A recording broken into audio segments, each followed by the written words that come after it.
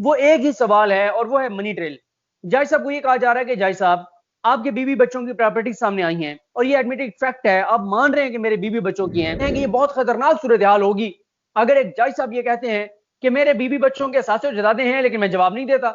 वो कहते हैं अगर आप इस तरफ जाएंगे तो ये पाकिस्तान में एक बहुत तबाहकुन इसके नताइज होंगे। एक होल्डर जो है, जैसे नवाज शरीफ साहब थे, नवाज शरीफ साहब के बेटों का कारोबार आया सामने, हसन नवाज, हुसैन नवाज का, उनकी प्रॉपर्टी सामने आई। नवाज शरीफ साहब से सवाल किया गया, नवाज शरीफ नहीं जस्टिफाई कर पाए तो नवाज शरीफ को जेल भेज दिया गया। हर पाकिस्तान के अंदर जो पब्लिक ऑफिस होल्डर है वो बच्चों के नाम पे एहसास और जदादे बनाएगा, आप उसको पूछ ही नहीं सकेंगे। तो ये वाकई बड़ी खतरनाक सूरत हाल। मतलब एक जज की जानिब से ये डिफेंस रखना कि अपनी मनी ट्रायल देने के बजाय वो कह रहे हैं कि लोगों की आप चेक करें। मसला काजी फाइज ईसा साहब का यह है कि फाइज ईसा साहब सुप्रीम कोर्ट के वो वाहिद जज हैं जिनकी अदालती प्रोसीडिंग में आप चले जाएं तो लंबे लंबे लेक्चर होते हैं कुरान मजीद के ऊपर, अहादीस के ऊपर, इस्लाम के ऊपर, दीन के ऊपर, मुसलमान के ऊपर, इखलाकियात के ऊपर लंबे लंबे लेक्चर होते हैं। तो ये इसलिए एक हमारी तशवीश है कि काजी फाइज ईसा साहब जो हर मामले में कुरान की बात करते हैं, यहां पे वो कुरानी असूलों पे बात नहीं करते। जी, उम्मीद है कि आप सब लोग खैरियत से होंगे। आज हम बात करेंगे जस्टिस काजी फाइज ईसा का जो केस चल रहा है सुप्रीम कोर्ट में, उस हवाले से। और बात करने के लिए हमारे साथ मौजूद हैं सहाफी और कोर्ट रिपोर्टर सदीक जान साहब। सदीक, बहुत शुक्रिया आपने हमें ज्वाइन किया। Welcome sir. अच्छा सदीक, जस्टिस काजी फाइज ईसा साहब के खिलाफ एक रेफरेंस भेजा हुकूमत ने सुप्रीम जुडिशल काउंसिल में। उसमें यह इल्जाम लगा कि उनकी जो फैमिली है, उनकी वाइफ और उनके बच्चों के नाम पे बैरून मुल्क प्रॉपर्टी है। उसके खिलाफ जस्टिस काजी फाइज ईसा साहब ने एक दरखास्त दी सुप्रीम कोर्ट में, कहा कि ये जो रेफरेंस है ये बदनीति पे मबनी है।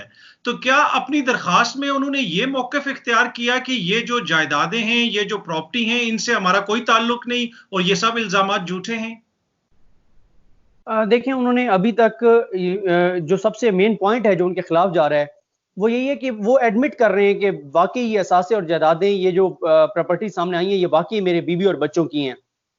उन्होंने इन प्रॉपर्टी से इनकार नहीं किया, लेकिन वो साथ ये भी कहते हैं कि मेरे खिलाफ ये जो सारा केस बनाया गया है, जो एविडेंस जमा किया गया है, ये बदनीयती के तहत ये रेफरेंस बनाया गया है। जो एविडेंस मेरे खिलाफ जमा किया गया है वो गैर कानूनी तरीके से जमा किया गया है, मेरी फैमिली की और मेरी सर्विलेंस की गई है और ये किया गया, वो किया गया, और बेशबहा इल्जामात उन्होंने लगाए हैं। एक उनका अभी एक रिप्लाई मेरे पास आया है जो कि मैंने अभी पढ़ा नहीं है, इसलिए मैं उस पर बात ज्यादा नहीं कर सकूंगा। जो उन्होंने कुछ नए इल्जाम लगाए हैं प्राइम मिनिस्टर इमरान खान साहब पर, जहांगीर तरीन साहब पर, उस्मान डार पर, शहजाद अकबर साहब पर, फिरदौस रहमान साहब पर, बहुत लोगों पर उन्होंने इल्जाम लगाए हैं। मेन जो सवाल जो सुप्रीम जुडिशल काउंसिल ने पूछा था, जो हुकूमत पूछना चाहती है, वो एक ही सवाल है और वो है मनी ट्रेल। जज साहब को ये कहा जा रहा है कि जज साहब, आपके बीवी बच्चों की प्रॉपर्टी सामने आई हैं और ये एडमिटेड फैक्ट है, आप मान रहे हैं कि मेरे बीवी बच्चों की हैं। बच्चे आपके कुछ प्रॉपर्टीज उस वक्त की हैं जब वो स्कूल या कॉलेज में थे या यूनिवर्सिटी में थे, कुछ हैं जब वो यूनिवर्सिटी से उसी वक्त उनकी एजुकेशन मुकम्मल हुई थी उस वक्त की हैं। आप बताएं कि आपके बच्चों के पास पैसे कहां से आए थे। दूसरा सवाल यह है कि अगर आपकी अहलिया ने अपने सोर्स से ये खरीदी हैं तो आपकी अहलिया ने अपने टैक्स रिटर्न में, अपनी वेल्थ स्टेटमेंट में क्यों इसको डिक्लेयर नहीं किया था। तीसरा जो सवाल है वो ये है कि ना आपने डिक्लेयर किया ना आपकी अहलिया ने डिक्लेयर किया, बच्चों के पास तो कोई सोर्स था ही नहीं। तो पब्लिक सर्वेंट, क्योंकि जजेस भी पब्लिक सर्वेंट हैं, पाकिस्तान के कानून के मुताबिक जो भी सर्विस ऑफ पाकिस्तान में है, जो पब्लिक सर्वेंट है, अगर उसके बीवी बच्चों के को असासे और जायदादें सामने आएंगी तो उसका जवाब दे वो पब्लिक ऑफिस होल्डर होगा, वो पब्लिक सर्वेंट होगा, वो शख्स होगा जो सर्विस ऑफ पाकिस्तान में है। उसकी रीजन ये है कि एक शख्स है, ये तो होता ही है कि पाकिस्तान में तो जो भी करप्शन कर रहा होता है, लूटमार कर रहा होता है, वो बीवी बच्चों के नाम पे बना रहा होता है, बीवी के नाम पे बना रहा होता है। और हमारे आप देखें कि हमारे जो इवन के हमारे एमएनएज हैं, एमपीएज हैं, उनके लिए क्राइटेरिया क्या है कि वो अपनी बीवी के भी कोई, अगर कई ऐसे अरकान असेंबली नाअहल हुए जिन्होंने अपनी बीवी के कुछ अकाउंट्स डिक्लेयर नहीं किए हुए थे और उन्होंने कहा जी हमसे गलती हो गई है, तो सुप्रीम कोर्ट ने कहा जी ये आइन में नहीं लिखा हुआ कि गलती होगी तो ये सलूक होगा और गलती नहीं होगी तो ये सलूक होगा। आइन में सिर्फ ये लिखा हुआ है कि आपने हर चीज डिक्लेयर करनी है। तो अब जज साहब का सवाल ये है, जो जज साहब पूछ रहे हैं, जज साहब कहते हैं कि मुझे लीगल ऑब्लिगेशन दिखाएं कि मैंने कहां पे डिक्लेयर करना था अपने बीवी और बच्चों के असासों और जायदादों को। रोग नसीम साहब जो केस बिल्ड कर रहे हैं वो कहते हैं कि ये एक पब्लिक ट्रस्ट है, सुप्रीम कोर्ट में जो बैठे हुए जज है, इदारा है, और पाकिस्तान में क्योंकि पाकिस्तान इस्लाम के नाम पे हासिल किया गया तो ये सेक्रेट ट्रस्ट है पाकिस्तान के अंदर। दूसरा वो कहते हैं कि रूल ऑफ प्रॉक्सिमिटी है, कुर्बत का असूल है कि आपकी करीबी शख्सियात आप उनके भी जवाब दें, क्योंकि आप पब्लिक ऑफिस होल्डर हैं या पब्लिक सर्वेंट हैं, आप उनके जवाब दें हैं। और वो ये कहते हैं कि ये बहुत खतरनाक सूरत हाल होगी अगर एक जज साहब ये कहते हैं कि मेरे बीवी बच्चों के सासे और जदादे हैं लेकिन मैं जवाब नहीं देता। वो कहते हैं अगर आप इस तरफ जाएंगे तो ये पाकिस्तान में एक बहुत तबाहकुन इसके नताइज होंगे। कल को कोई भी पब्लिक सर्वेंट होगा, आप उसे पूछेंगे, वो कहेगा जाओ मैं नहीं बताता, जाओ मेरी बीवी से पूछो, वो जाने और उसका काम जाने। तो ये आप अगर नैब का भी हमारा कानून देखें, क्योंकि हमारा नैब का कानून जजेस पर अप्लाई नहीं होता। हमारा नैब का कानून क्या है? नैब का कानून ये कहता है कि पब्लिक ऑफिस होल्डर जो है, जैसे नवाज शरीफ साहब थे, नवाज शरीफ साहब के बेटों का कारोबार आया सामने, हसन नवाज, हुसैन नवाज का, उनकी प्रॉपर्टी सामने आई, नवाज शरीफ साहब से सवाल किया गया, नवाज शरीफ नहीं जस्टिफाई कर पाए तो नवाज शरीफ को जेल भेज दिया गया। क्योंकि जो पब्लिक ऑफिस होल्डर होता है उसके लिए जरूरी होता है कि उसके बीवी बच्चों के मामला भी बड़े क्लियर हों, क्योंकि ये तो बड़ा आसान है। अगर आप कहें कि बीवी बच्चों को नहीं पूछ सकते, हर पाकिस्तान के अंदर जो पब्लिक ऑफिस होल्डर है वो बच्चों के नाम पे एहसास और जदादे बनाएगा, आप उसको पूछ ही नहीं सकेंगे। तो ये वाकई बड़ी खतरनाक सूरत हाल है।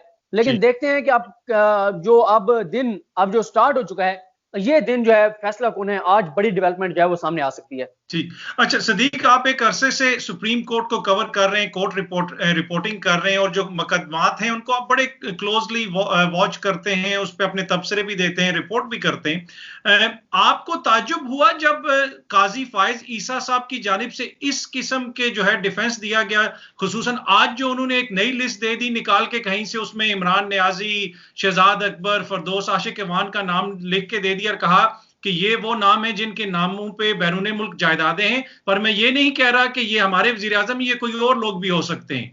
तो मतलब एक जज की जानिब से ये डिफेंस रखना कि अपनी मनी ट्रायल देने के बजाय वो कह रहे हैं कि लोगों के आप चेक करें, उसको भी चेक करें, इसको भी चेक करें, तो आपको थोड़ा सा ताज्जुब हुआ कि लीगली जो उनके आर्गूमेंट्स हैं वो इस तरह क्यों हैं?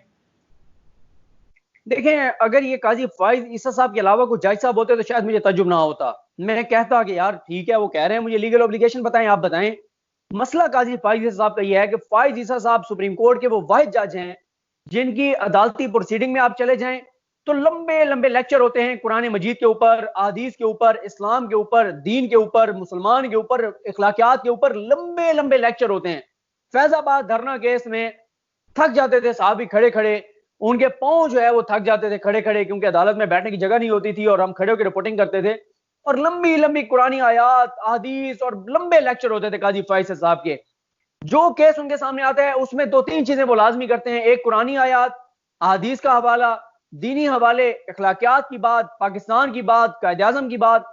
जो शख्स अपने हर केस के अंदर कुरान की, दीन की, हदीस की, नबी करीम सल्लल्लाहु अलैहि वसल्लम की, उनकी बात करता है, तो फिर उस शख्सियत को यह भी पता होना चाहिए कि हजरत उमर फारूक से जब पूछा गया था कि भाई आपका कुर्ता कैसे बन गया, हमारे तो नहीं बना, तो ये बात वैसे उनके केस में नवाज शरीफ साहब का जो पनामा केस था उसमें भी एक जज साहब ने कहा था कि हजरत उमर ने ये नहीं कहा था कि मेरा अगर सूट मैंने ये मेरा कुर्ता जो है ये अगर बन गया है जिस भी कपड़े से तो तुम्हें से क्या। जैसे नवाज शरीफ साहब ने कहा था कि मेरे असासे मेरी आमदन से ज्यादा है तो तुम्हें से क्या। बात यह है जब आप खुद हर किसी पे ये रूल अप्लाई करते हैं। एक और चीज काजमी साहब आपको बताऊं, फाइज ईसा साहब ने अभी चीफ जस्टिस पाकिस्तान को कहा कि जी आप ये सुप्रीम कोर्ट की मस्जिद बंद कर दें पेंडेमिक की वजह से, वबा की वजह से, कोरोना की वजह से। वो चीफ जस्टिस साहब ने खैर ना किया उस वक्त, उन्होंने लंबा चौड़ा खत लिख दिया और कुरान के हवाले, हदीस के हवाले। बात यह है आइन में कहां लिखा हुआ है कि आप मस्जिदें बंद करेंगे, कानून में कहां लिखा हुआ है कि आप मस्जिदें बंद करेंगे।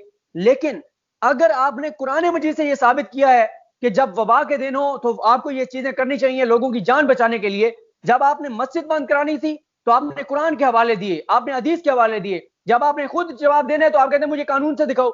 तो यहां पे भी तो आप फिर कुरानी आयात और कुरानी अहकामात और हदीस और नबी करीम सल्लल्लाहु अलैहि वसल्लम का जो उसवा हसना है, जो खुलफाए राशिदीन की जिंदगी है, उससे भी तो यहां पे भी तो आप वही मिसाल कायम करें ना। क्यों नहीं आप मिसाल कायम करते यहाँ पे? तो ये इसलिए एक हमारी तशवीश है कि काजी फाइज साहब जो हर मामले में कुरान की बात करते हैं, यहां पे वो कुरानी असूलों पे बात नहीं करते।